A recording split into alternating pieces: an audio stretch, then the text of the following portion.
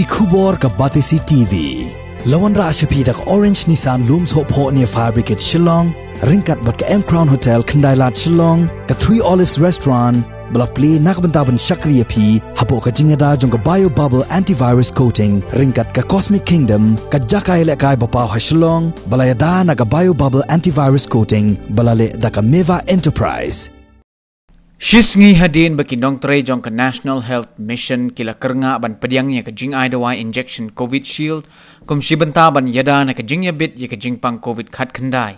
Menteri rangba jong ka sarkar jilla Konrad Konggal sangma ula pensyai bakani ka jing ya kani ka dawai injection kalong hi ban Ïada ya ki Nongtrei jong ka tanat ka Koit ka Khiah namar baki dai ki Nongtrei ki bah khamat ban ya khontma persya ya uknyang jing pang Covid khat khandai ha ka jilla barok ka wei.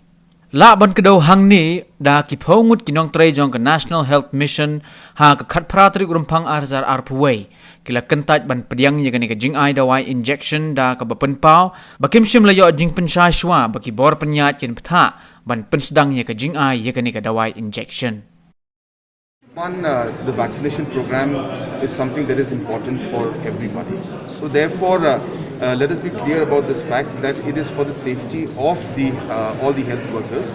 And also number two is that there has not been any major case of any kind of reaction to the vaccine. So it's a very safe vaccine also. Regarding the comments that I read in the paper is something that came out in the paper, so I don't know the facts yet. I have not spoken to the NHM.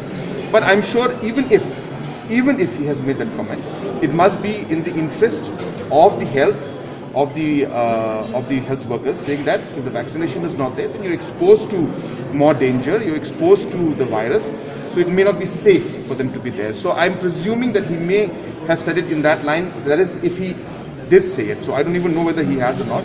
I'm just replying to the comments that you have made to me and the mention that came out of the papers. But as I said, I don't think it should be looked at as a major issue. What is important is the vaccination should be done. What is important is that our health workers